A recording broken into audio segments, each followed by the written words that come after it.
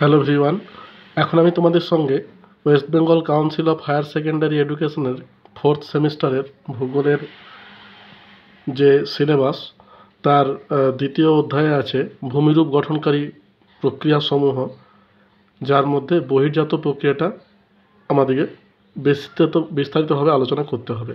Geomorphic process, exogenetic process. তো আমি এই ভিডিওতে তোমাদের সঙ্গে জিওমরফিক প্রসেস অর্থাৎ ভূমিরূপ গঠনকারী প্রক্রিয়াগুলি সম্পর্কে শুধুমাত্র আলোচনা করব। এরপরে বহির্জাত প্রক্রিয়া অর্থাৎ ভূমিরূপ গঠনকারী প্রক্রিয়ার মধ্যে পড়ছে বহির্জাত প্রক্রিয়া। আমরা যদি আমাদের ভূমিরূপ গঠনকারী প্রক্রিয়াগুলি সম্পর্কে পরিষ্কার ধারণা না রাখতে পারি, তাহলে কিন্তু বহির্জাত প্রক্রিয়াটা কিন্তু আমরা ঠিকমতো বুঝতে পারবো না। তো চলো আমরা এই ভিডিওতে ভূমিরূপ গঠনকারী প্রক্রিয়াগুলি সম্পর্কে জানব। তাহলে ভূমিরূপ গঠনকারী প্রক্রিয়াসমূহ জানতে গেলে আমাদেরকে যে প্রশ্নের উত্তরগুলো করতে হবে সেগুলো মোটামুটি আমি রাইট ডাউন করে রেখেছি। প্রথম যেটা আছে 1 নাম্বার, ভূমিরূপ গঠনকারী প্রক্রিয়া কাকে বলে? তাহলে দেখো, ভূমিরূপ গঠনকারী প্রক্রিয়া কথাটার মধ্যে উত্তর আছে, অর্থাৎ যে প্রক্রিয়া ভূমিরূপ গঠন করছে, তাই তো? তাহলে দেখো এখানে বলছে ভূপৃষ্ঠের উপরিভাগের যে চেহারা বা আকৃতি বা রূপ লক্ষ্য করা যায় তাকেই বলা হয় ভূমিরূপ। হ্যাঁ, আমরা তো প্রত্যেকেই জানি যে পৃথিবী প্রথমে একটা জ্বলন্ত গ্যাসীয় অগ্নিপিণ্ড ছিল এবং প্রথম যে শিলাটা সৃষ্টি হয় সেটা হচ্ছে আগ্নেয় শিলা। এবার ধরো সেই শিলা থেকে পরিবর্তিত হয়ে বিভিন্ন রকমের শিলার সৃষ্টি হলো এবং ভূমির রূপের পরিবর্তন ঘটলো। তাহলে এই যে ভূমির রূপ কথাটা এসেছে, ভূমির রূপ, এই রূপ হচ্ছে কি, যে পৃথিবীর উপরিভাগের যে চেহারা বা আকৃতি লক্ষ্য করা যায় সেটাই হচ্ছে তোমার ভূমিরূপ। এর ভূমিরূপ গঠনকারী প্রক্রিয়া কোনটা বলছে? আবার যে প্রক্রিয়ার মাধ্যমে ভূমিরূপের উৎপত্তি, পরিবর্তন ও বিবর্তন সম্পন্ন হয় তাকে বলছে ভূমিরূপ গঠনকারী প্রক্রিয়া। বুঝতে পেরেছো? তাহলে এই হচ্ছে তোমার ভূমিরূপ গঠনকারী প্রক্রিয়া। এবার দেখো পরের প্রশ্ন যেটা আছে সেটা বলছে যে ভূমিরূপ গঠনকারী প্রক্রিয়া শ্রেণীবিভাগ। তাহলে ভূমিরূপ গঠনকারী যে সমস্ত প্রক্রিয়াগুলো আছে সেগুলোকে কিন্তু দেখো কতগুলো ভাগে ভাগ করছে। একটা হচ্ছে পার্থিব প্রক্রিয়া, একটা হচ্ছে মহাজাগতিক প্রক্রিয়া। পার্থিব প্রক্রিয়া মানে কি বলতো? পৃথিবীর প্রক্রিয়া, পৃথিবীর নিজস্ব শক্তির মাধ্যমে যে প্রক্রিয়াটা সম্পন্ন হচ্ছে সেটা হচ্ছে পার্থিব প্রক্রিয়া। আর মহাজাগতিক প্রক্রিয়া মানে মহাকাশ, অর্থাৎ উল্কাপিণ্ড, ধূমকেতু, এই সমস্ত কিছু যখন আমাদের পৃথিবীর ওপরে পড়ে এবং তার ফলে যে ভূমিরূপের পরিবর্তন হয় তখন সেটাকে বলছে মহাজাগতিক প্রক্রিয়া। এবার পার্থিব প্রক্রিয়া আর মহাজাগতিক প্রক্রিয়ার মধ্যে পার্থিব প্রক্রিয়াটা বা পৃথিবীর যে প্রক্রিয়া সেটাকে দুটো ভাগে ভাগ করছে। একটা হচ্ছে অন্তর্জাত প্রক্রিয়া, একটা হচ্ছে বহির্জাত প্রক্রিয়া। এবং এই দুটো প্রক্রিয়ার মধ্যে বহির্জাত প্রক্রিয়ার উপরে আমাদের কিন্তু বেশি জোর দিতে হবে, যেহেতু এটা আমাদের সিলেবাসের মধ্যে আছে। ঠিক আছে, আমাদের যে টপিকটা আছে তার নামই হচ্ছে তোমার ভূমিরূপ গঠনকারী প্রক্রিয়াসমূহ, তার মধ্যে বহির্জাত প্রক্রিয়াসমূহটা বেশি করে আলোচনা করতে হবে। তো দেখো এখানে পার্থিব প্রক্রিয়া আর মহাজাগতিক প্রক্রিয়াটাকে নিয়ে আমরা প্রথমে ধারণাটা ক্লিয়ার করি। বলছে ভূমিরূপ গঠনকারী প্রক্রিয়ার মাধ্যমে ভৌত এবং রাসায়নিক পরিবর্তনের দ্বারা ভূমিরূপের উৎপত্তি এবং বিবর্তন হয়ে থাকে। প্রক্রিয়াগুলি সর্বদাই গতিশীল। সুতরাং ভূমিরূপ প্রক্রিয়া হলো এমন এক ধরনের ভৌত ও রাসায়নিক প্রক্রিয়া যার মাধ্যমে ভূপৃষ্ঠের রূপ বা আকৃতির পরিবর্তন হয়। প্রক্রিয়াগুলি কখনো পৃথিবীর মধ্যস্থিত শক্তি, বুঝতে পারছো, পৃথিবীর মধ্যে স্থিত শক্তি, সেটা পৃথিবীর পৃষ্ঠের অভ্যন্তরে হতে পারে, বাইরের হতে পারে, যেটাকে বলছে মধ্যস্থিত শক্তি বা বল দ্বারা সংগঠিত হয়, যা হচ্ছে তোমার পার্থিব প্রক্রিয়া। ঠিক আছে। আর মহাজাগতিক প্রক্রিয়া বলছে আবার কখনো পৃথিবীর বাইরের মহাজাগতিক শক্তি বা ঘটনা দ্বারা সংগঠিত হয়, যা মহাজাগতিক প্রক্রিয়া নামে পরিচিত। তবে এই দুই প্রক্রিয়ার মধ্যে মহাজাগতিক প্রক্রিয়ার ভূমিকা একেবারেই নগণ্য, অর্থাৎ এর দ্বারা সৃষ্ট ভূমিরূপ দেখা যায় না নয়, দেখা যায়, কিন্তু তার পরিমাণটা কিন্তু খুবই কম। বেশিরভাগ ভূমিরূপই পার্থিব প্রক্রিয়ার দ্বারা গড়ে ওঠে বা বিবর্তিত হয়। তাহলে পার্থিব প্রক্রিয়া মানে পৃথিবীর শক্তির দ্বারা কিন্তু সংঘটিত হয়। পার্থিব প্রক্রিয়াটাকে দুটি ভাগে ভাগ করছে, একটা হচ্ছে অন্তর্জাত প্রক্রিয়া, একটা হচ্ছে বহির্জাত প্রক্রিয়া। ঠিক আছে, তাহলে তোমরা আশা করি বুঝতে পারলে যে ভূমিরূপ গঠনকারী প্রক্রিয়াগুলি কী কী। এবার দেখো ভূমিরূপ গঠনকারী প্রক্রিয়াগুলির মধ্যে কতগুলো জিনিস কিন্তু তোমাদের ধারণাটা ক্লিয়ার করতে হবে। প্রথম যেটা কি বলছে, অন্তর্জাত প্রক্রিয়া কোনটাকে বলে। ঠিক আছে, তাহলে অন্তর্জাত প্রক্রিয়া, দেখো অন্তর্জাত প্রক্রিয়া হচ্ছে তোমার ভূ অভ্যন্তরে সৃষ্ট বলের প্রভাবে যে পদ্ধতিতে স্থানীয় বা আঞ্চলিকভাবে কঠিন ভূত্বকের ধীর বা আকস্মিক পরিবর্তনের মাধ্যমে ভূমিরূপের উৎপত্তি ও বিবর্তন হয় তাকে অন্তর্জাত প্রক্রিয়া বলে।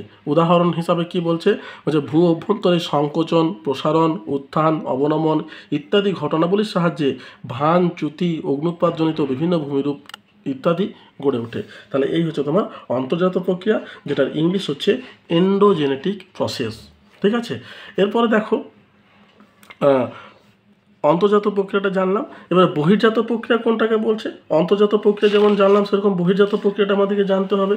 বহির্জাত প্রক্রিয়া হচ্ছে কি এক্সোজেনেটিক প্রসেস। এই দেখো এক্সোজেনেটিক প্রসেস, তাহলে এক্সোজেনেটিক প্রসেস কোনটাকে বলছে, বলছে ভূপৃষ্ঠের বিভিন্ন প্রাকৃতিক শক্তিসমূহ যেসব প্রক্রিয়ার দ্বারা বহন, ক্ষয়, সঞ্চয়ের মাধ্যমে ভূমিরূপের উৎপত্তি ও বিবর্তন হয় করে চলেছে তাদের বলা হয় বহির্জাত বা ভূ বহির্জাত প্রক্রিয়া বলা হয়। ঠিক আছে, ভৌত এবং রাসায়নিক প্রক্রিয়ার মাধ্যমে বহির্জাত প্রক্রিয়াসমূহ ভূপৃষ্ঠের উপরিভাগে সর্বদাই গতিশীল। প্রক্রিয়ার মাধ্যমে ভূ অভ্যন্তরের শিলাসমূহ উন্মুক্ত হয় এবং অপসারিত হয়ে ভূমিরূপের পরিবর্তন ঘটায়। তবে অঞ্চলভেদে পৃথিবীপৃষ্ঠের বিভিন্ন স্থানে বিভিন্ন ধরনের বহির্জাত প্রক্রিয়াসমূহ কার্যকরী হয়। ঠিক আছে, অঞ্চলভেদে যেমন ধরো মরু অঞ্চল বা উপমেরু অঞ্চলে সৌরভাগ, সূর্যালোক এবং বায়ু এদের কাজটা পরিলক্ষিত হয়। উচ্চ অক্ষাংশ বা হিমবাহ অঞ্চলে কি হয়, হিমবাহের কাজ লক্ষ্য করা যায়। আর্দ্র অঞ্চল যেখানে বেশি বৃষ্টিপাত হয় সেখানে নদীর কাজ লক্ষ্য করা যায়। উপকূলীয় অঞ্চলে বায়ু এবং সমুদ্র তরঙ্গের কাজ লক্ষ্য করা যায়। চুনাপাথর এবং লবণযুক্ত অঞ্চলে ভৌমজল এবং জলধারার কাজ লক্ষ্য করা যায়। তাহলে এই হচ্ছে তোমার বহির্জাত প্রক্রিয়া। এরপরে আমাদের কি আছে দেখো, বলছে ভূ আলোড়ন জিনিসটা কি। তাহলে ভূ আলোড়ন মানে, ভূ আলোড়ন হচ্ছে ভূপৃষ্ঠের কোনো আর্থস মুভমেন্ট, ভূপৃষ্ঠের যে কোনো ধরনের চলন বা সরণকে ভূ আলোড়ন বা ভূ আন্দোলন বা ভূ সংকোপ বলে। এই আলোড়ন ধীর এবং আকস্মিক দুই ধরনেরই হতে পারে। উদাহরণ, ধীর আলোড়নের উদাহরণ হলো গিরিজনী এবং মহীভবক আলোড়ন, এবং আকস্মিক আলোড়নের উদাহরণ হচ্ছে তোমার ভূমিকম্প। বুঝতে পেরেছ? এরপরে কি আছে দেখো, ধীর আলোড়ন বা স্লো মুভমেন্ট। স্লো মুভমেন্ট কোনটাকে বলছে, যে দীর্ঘ সময় ধরে অর্থাৎ কয়েক লক্ষ বা কয়েক কোটি বছর ধরে কার্যকর হওয়া ভূ আলোড়নকে ধীর আলোড়ন বলা হয়। উদাহরণ হচ্ছে ধীর আলোড়নের প্রভাবে ভঙ্গিল পর্বত, স্তূপ পর্বত ইত্যাদি ভূমিরূপ গঠিত হয়। আর আকস্মিক আলোড়ন কোনটা, ভূমিকম্প। এটা কি অত্যন্ত অল্প সময়ের জন্য হঠাৎ করে গড়ে ওঠা ভূ আলোড়নকে আকস্মিক আলোড়ন বলা হয়। অল্প অঞ্চল জুড়ে এই প্রকার আলোড়নের প্রভাব লক্ষ্য করা যায়। উদাহরণ, ভূমিকম্প এবং অগ্নুদ্গম এই ধরনের আলোড়নের উদাহরণ। এরপর দেখো মহীভবক আলোড়ন কোনটাকে বলছে। মহীভবক আলোড়ন বা জেনিক মুভমেন্ট। হ্যাঁ, তাহলে উলম্বভাবে যে আলোড়ন সংগঠিত হয় সেটাকে বলছে মহীভবক আলোড়ন। বলছে উলম্বভাবে সংগঠিত হওয়া ধীর গতির ভূ আলোড়নকে মহীভবক আলোড়ন বলে। এই আলোড়ন পৃথিবীর ব্যাসার্ধ বরাবর ক্রিয়াশীল থাকে। উদাহরণ হচ্ছে মহীভবক আলোড়নের প্রভাবে মহাদেশ, মহাসাগর, চ্যুতি, গ্রস্ত উপত্যকা এবং হোস্ট বা স্তূপ পর্বত গড়ে ওঠে। আর গিরিজনী আলোড়ন বা অরোজেনিক মুভমেন্ট কোনটাকে বলছে, বলছে ভূ অনুভূমিকভাবে ক্রিয়াশীল ধীর গতির ভূ আলোড়নকে গিরিজনী আলোড়ন বলে। এই আলোড়ন পৃথিবীর স্পর্শক বরাবর পরস্পরের দিকে বা বিপরীতে ক্রিয়াশীল থাকে। উদাহরণ হচ্ছে ভঙ্গিল পর্বত এই ধরনের ভাঁজ ইত্যাদি ভূমিরূপ গঠন করে। আর দেখো সমস্থিতিক আলোড়ন কোনটাকে বলছে, আইসোস্ট্যাটিক মুভমেন্ট। বলছে যে ধীর আলোড়নের মাধ্যমে ভূমিরূপ সমস্থিতিগত ভারসাম্য বা সমস্থিতিক ভারসাম্যে আসার চেষ্টা করে তাকে সমস্থিতিক আলোড়ন বলে। উদাহরণ হিসাবে ভূত্বকের সমস্থিতিগত ভারসাম্য বজায় থাকে। ইউস্ট্যাটিক আলোড়ন কোনটাকে বলছে, সমুদ্রপৃষ্ঠের উত্থান বা অবনমনের কারণে চাপের হ্রাস বৃদ্ধির জন্য যে প্রকার ধীর আলোড়নের সৃষ্টি হয় তাকে ইউস্ট্যাটিক আলোড়ন বলা হয়। উদাহরণ হচ্ছে এর ফলে সমুদ্রের জল ধারণ ক্ষমতা হ্রাস বৃদ্ধি ঘটে। তাহলে এটা হচ্ছে তোমার ইউস্ট্যাটিক মুভমেন্ট। এরপর দেখো আছে পর্যায়ন বা গ্রেডেশন। এটা হচ্ছে কি বলতো, যে কোনো ক্ষয়চক্রের শেষ অবস্থা হচ্ছে পর্যায়ন, অর্থাৎ প্রত্যেকটা ক্ষয়চক্রই চেষ্টা করে ব্যালেন্স রাখার, সেই ব্যালেন্সটাই হচ্ছে পর্যায়ন বা গ্রেডেশন। হচ্ছে ভূমিরূপ গঠনকারী প্রক্রিয়া যখন উঁচু নিচু অথবা বন্ধুর ভূমিভাগকে ধীরে ধীরে একটি সাধারণ তলে পরিণত করে তাকে পর্যায়ন বলা হয়। 1876 খ্রিস্টাব্দে জি.কে. গিলবার্ট সর্বপ্রথম গ্রেড বা পর্যায় পদবাচ্যটি ব্যবহার করেন। পরবর্তী সময়ে চেম্বারলিন, সলিসবারি পর্যায়ন শব্দটি ব্যবহার করেন। তাহলে এই কতগুলো কথা তোমাদের কিন্তু এই ভূমিরূপ গঠনকারী যে প্রক্রিয়াসমূহ আছে সেই প্রক্রিয়াসমূহের মধ্যে তোমাদেরকে কিন্তু জানতে হবে। তাহলে এতদূর পর্যন্তই। আমি পরের ভিডিওতে তোমাদের সঙ্গে বহির্জাত প্রক্রিয়া সম্পর্কে আলোচনা করব এবং বহির্জাত প্রক্রিয়ার মধ্যে বহির্জাত প্রক্রিয়ার যে সমস্ত প্রসেসগুলো আছে, অর্থাৎ তোমার নদী, হিমবাহ, বায়ু এগুলো সম্পর্কে আমরা কিন্তু আলোচনা করব। তো দেখো এখানে যে বহির্জাত প্রক্রিয়া সম্পর্কে যেগুলো আমাদেরকে জানতে হবে, আমি প্রসেসগুলো সম্পর্কে বলি। বহির্জাত প্রক্রিয়ার ফলাফল কি হয়? দেখো, বহির্জাত প্রক্রিয়ার মাধ্যমে ভূপৃষ্ঠের রূপ বা আকৃতিগত পরিবর্তন ঘটে। 2 হচ্ছে ভূমিরূপের উৎপত্তির সঙ্গে সঙ্গে পরিবর্তন বা বিবর্তন ঘটে। 3 নম্বর হচ্ছে সর্বদাই সচল থাকায়, ক্রিয়াশীল থাকায় ভূমিরূপের ক্রম পরিবর্তিত হয়। 4 নম্বর হচ্ছে ক্ষয়কার্যের ফলে ভূপৃষ্ঠের উচ্চতা কোথাও হ্রাস পায়, আবার সঞ্চয় কার্যের মাধ্যমে ভূপৃষ্ঠের উচ্চতা বৃদ্ধি পায়। এবার দেখো বহির্জাত প্রক্রিয়ার কতগুলো শ্রেণীবিভাগ আছে। বহির্জাত প্রক্রিয়ার শ্রেণীবিভাগগুলো কি কি আছে? বহির্জাত প্রক্রিয়াকে 3টি ভাগে ভাগ করছে। একটা হচ্ছে অবরোহণ। অবরোহণ মানে হচ্ছে ক্ষয়, বুঝতে পেরেছো? অবরোহণ অন্য কিছু নয়, এটাকে তোমরা ক্ষয় বলতে পারো। আরোহণ মানে হচ্ছে সঞ্চয়। আর জৈবিক প্রক্রিয়া মানে জীবের দ্বারা যে প্রক্রিয়া সংঘটিত হয়। তাহলে অবরোহণ বা ক্ষয়টাকে দেখো আবার 3টে ভাগে ভাগ করছে। একটা হচ্ছে ক্ষয়, তারপরে আবহবিকার আর পুঞ্জিত ক্ষয়। আর আরোহণ বা সঞ্চয়কে দেখো আবার কতগুলো ভাগে ভাগ করছে। বলছে নদী দ্বারা সঞ্চয়, বায়ু দ্বারা সঞ্চয়, হিমবাহ দ্বারা সঞ্চয়, সমুদ্র তরঙ্গ দ্বারা সঞ্চয় এবং ভৌম জল দ্বারা সঞ্চয় হয়েছে। আর জৈবিক প্রক্রিয়াকে দেখো 2টো ভাগে ভাগ করছে, উদ্ভিদ দ্বারা ক্ষয় সঞ্চয় এবং প্রাণী দ্বারা ক্ষয় সঞ্চয়। এই হচ্ছে বহির্জাত প্রক্রিয়া।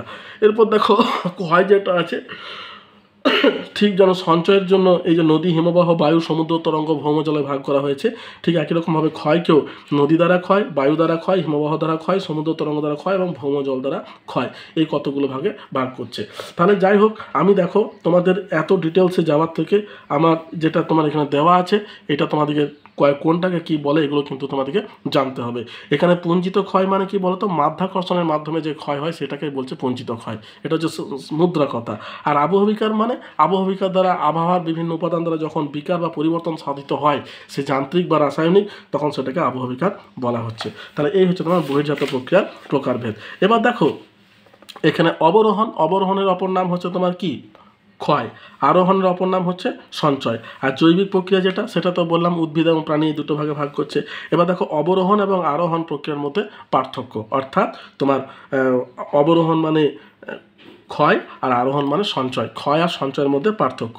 তাহলে অবরোহণে কি বলছে? বলছে বহির্জাত শক্তি দ্বারা ক্ষয় এবং বহনের মাধ্যমে ভূভাগের উচ্চতা হ্রাস পায়। আর আরোহণে কি হয়? বহির্জাত শক্তি দ্বারা ক্ষয়জাত পদার্থের বহন এবং সঞ্চয়ের মাধ্যমে ভূমিভাগের উচ্চতা কিন্তু বৃদ্ধি পায়। অবরোহণ কোনটাকে বলছে?